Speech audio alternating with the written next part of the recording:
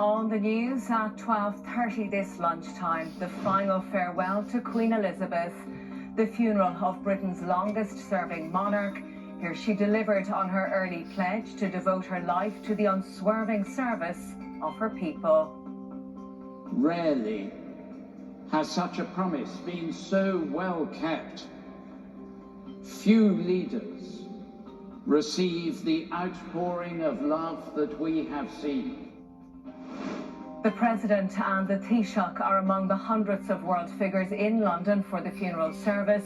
Micheál Martin says he's been moved by the enormous public outpouring of grief that he's witnessed. It brings to mind in many respects the attachment, the connection between the British people of different generations and Queen Elizabeth. It's quite an extraordinary thing to see at first hand. We're live in London this lunchtime as Elizabeth's coffin makes its final journey before being laid to rest beside her beloved husband, Prince Philip. Also on the programme, energy security, a new report on how we can reduce our exposure to future supply shocks.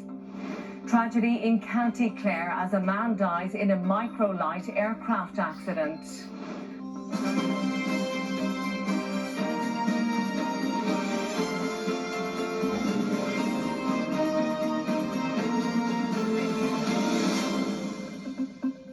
Good afternoon. Well, Queen Elizabeth is making her final journey this lunchtime as her coffin is being borne through the streets of London and on to Windsor Castle, where later today she'll be laid to rest beside her late husband, Prince Philip. Her funeral service earlier heard she touched a multitude of lives. Hundreds of thousands of people have lined the streets of London, and an estimated global television audience of billions has been watching the service live. Well, this is the scene in London right now where Queen Elizabeth's coffin is being drawn in a procession from Westminster Abbey. It'll pass by a number of landmark locations in the English capital, including Buckingham Palace, before being transferred to a hearse for the journey to Windsor. We'll have the latest from London live in a moment, but first we look back at the funeral service and the solemn procession that preceded it. A sombre final journey for Britain's longest reigning monarch, the Queen's coffin taken from Westminster Hall, where it had been lying in state for the past 4 days. A gun carriage pulled by 142 members of the Royal Navy made its way to Westminster Abbey, the streets of London lined with mourners to watch the funeral procession of Queen Elizabeth. King Charles walked alongside his siblings, while the Prince of Wales and the Duke of Sussex walked side by side behind their father. The funeral service marks one of the biggest ever gatherings of world leaders, while a record global TV audience of more than 4 billion people are expected to watch. Among the guests were foreign royal families, heads of state and overseas government representatives, while the Irish delegation included President Michael D. Higgins and his wife Sabina, and the Taoiseach Micheál Martin and his wife Mary.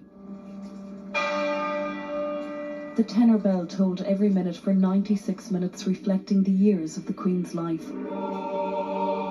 We come to this house of God, to a place of prayer, to a church where remembrance and hope are sacred duties.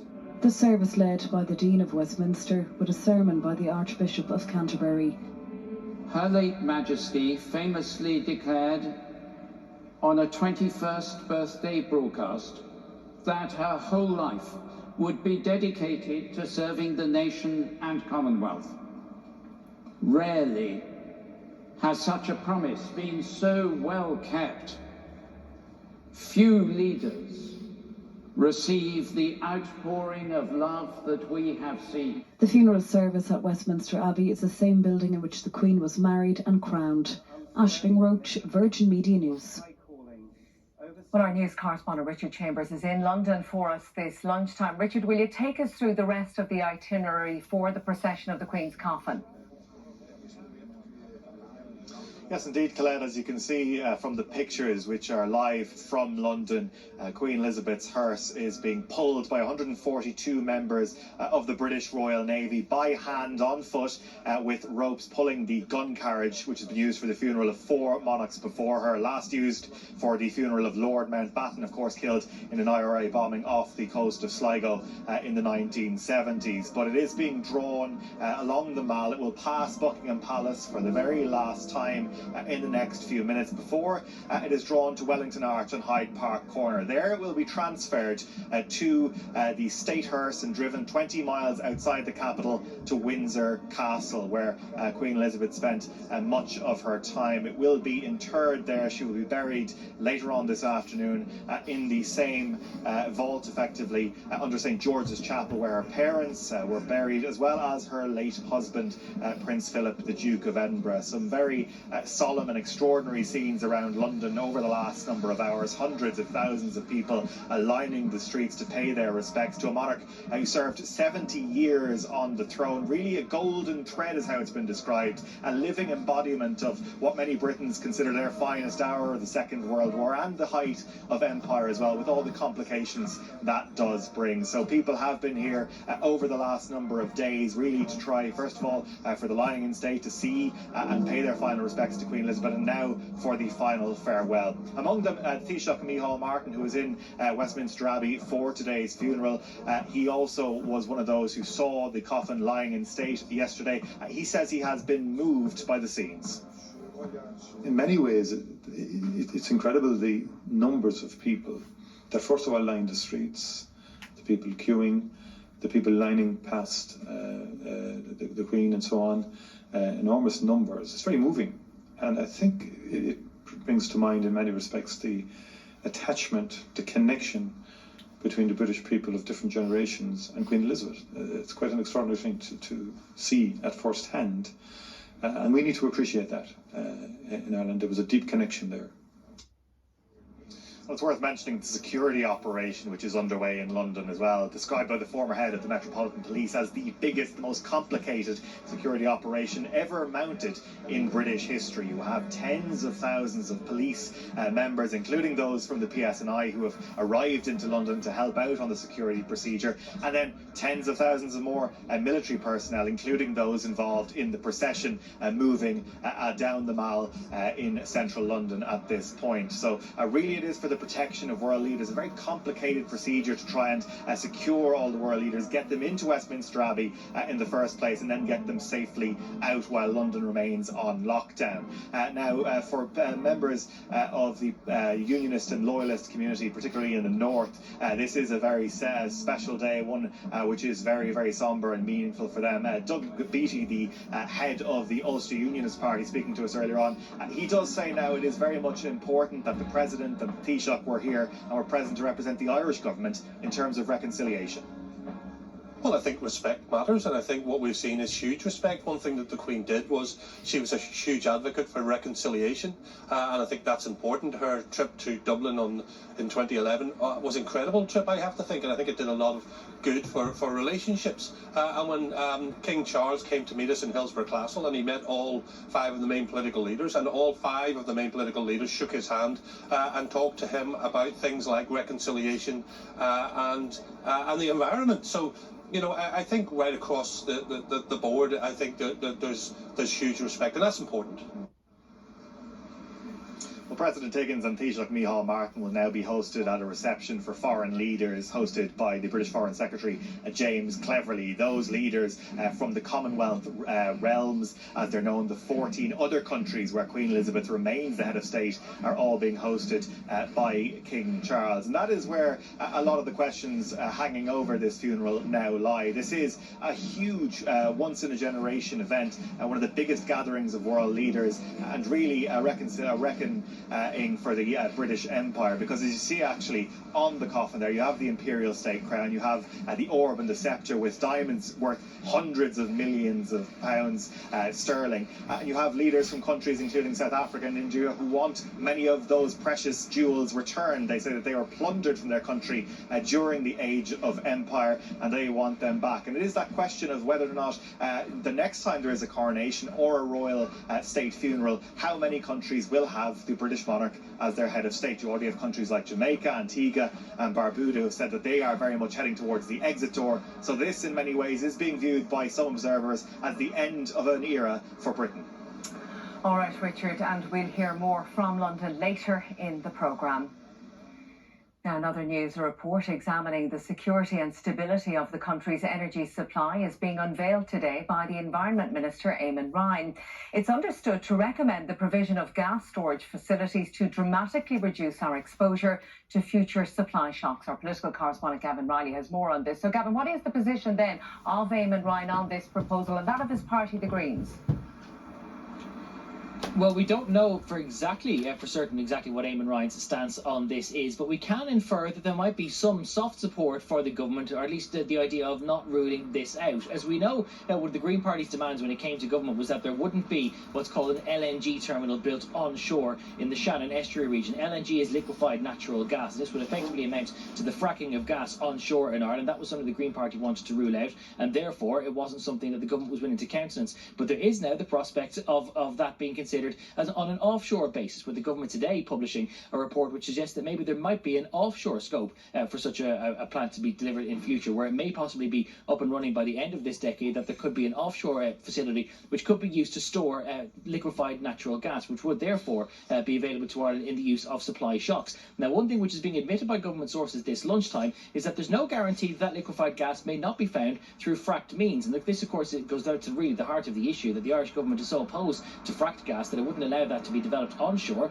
but it is now potentially allowing for that gas to be maintained offshore, and even without any security for certain, that gas wasn't extracted through means that the Irish government does not support. All of this is part of a public consultation which is due to be concluded by the end of October. We understood that the Minister for Energy, Eamon Ryan, you might have seen just leaving the department over my shoulder a moment ago, is due to make a decision on all of this over the Christmas period or early in the new year. That will therefore inform Ireland's plans for energy security till the end of the next decade. It doesn't take into account some of the short-term impacts that we could be seeing this summer, or this winter rather, but certainly very interesting that the government is now holding open the idea of having one of these offshore facilities, despite having its own reservations to how exactly that gas might be extracted in the first place. All right, Gavin, thank you for that.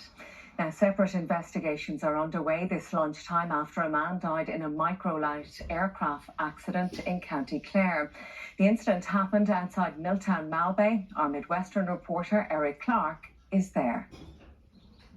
Well, there's shock and sadness here in Milltown Malbay following the death of a local family man who was piloting a powered hang glider that crashed into a field just outside of the town here. It happened around 4:45 yesterday afternoon. Gardaí, the ambulance service and fire crews were all sent to the crash site. An air ambulance was also dispatched. However, the man was pronounced dead at the scene. Now, his body remained at the scene of the crash site overnight, awaiting the arrival of Air Accident Investigation Unit inspectors. The Department of Transport have confirmed that 2 of those inspectors were dispatched to the scene this morning. They will conduct a survey and technical examination of the crash site. They will also technically examine this engine-propelled hang glider and also conduct witness interviews on scene. There is an engineering inspector and an operations inspector. Following their examinations here today, the wreckage will then be brought to the Wreckage Examination Centre in Gormanstown in County Meath for a further examination. Now, the name of the deceased man has not been released. However, we do know that he was a local married father living in the area, and the community here are rallying to support his family. Eric Clark reporting there. Now, there was relief in North County Mayo yesterday evening following the successful rescue of a man who'd been trapped in a sea cave for over 22 hours. The incident took place at Downpatrick Head on the North Mayo coast. It's understood 2 people had been washed into the cave on Saturday evening.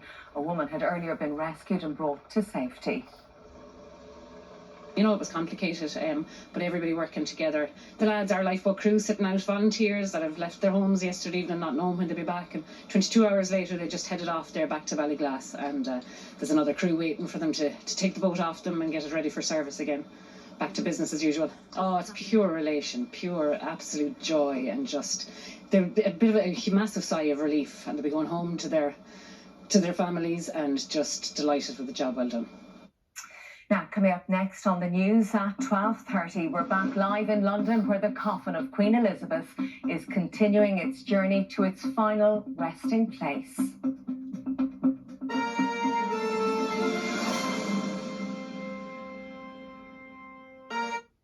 New Lynx Epic Fresh Body Wash. Smell and feel irresistibly fresh.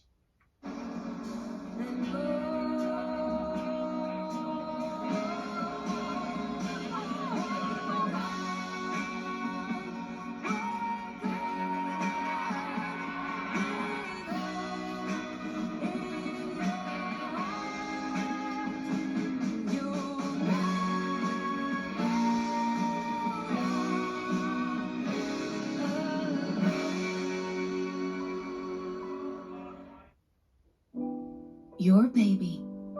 If they learn today, they can build tomorrow. And breastfeeding provides them with the best start in life.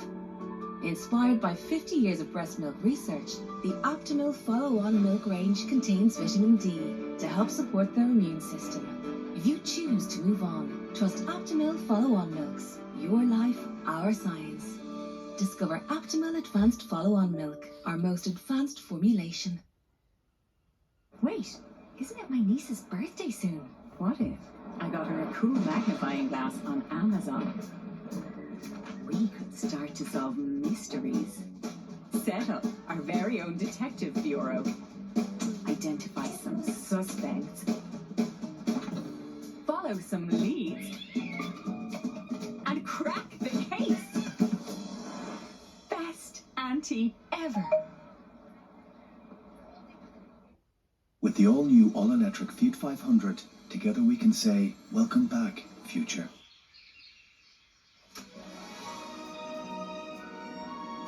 Choose to believe in a better tomorrow with the new Fiat 500. Prices start at €24,995.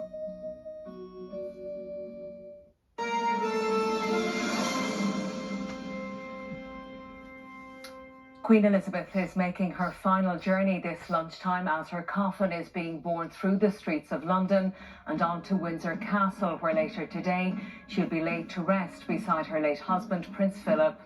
Her funeral service earlier heard she touched a multitude of lives. Let's return now to our news correspondent, Richard Chambers, who's in London for us this lunchtime. Richard, this is a really solemn and sombre occasion, but still very rich in spectacle. Very much so, Colette. This is something which has years of planning behind it, and you can see that in detail in terms of the pomp and the ceremony involved in such an illustrious occasion, with tens of thousands of personnel involved in this procession, which is bearing Queen Elizabeth's coffin past Buckingham Palace shortly, and then on to Wellington Arch at the Hyde Park corner before it enters the State Hearse and is taken to Windsor Castle, where she will be buried. Walking behind the coffin, members of the British royal family, including King Charles, the Queen Consort Camilla, the Prince of Wales, William, the Princess of Wales, Catherine, and Prince Harry, Prince Andrew as well, not wearing military uniform for this procession. But really, this is something which has drawn a huge amount of crowds to London, and a very difficult security operation to make sure this all passes off well. Queen Elizabeth will be laid to rest in Windsor Castle at St George's Chapel beside her late husband, Prince Philip, and in the same crypt where her parents were buried before her. All right, Richard, thank you very much for all of that.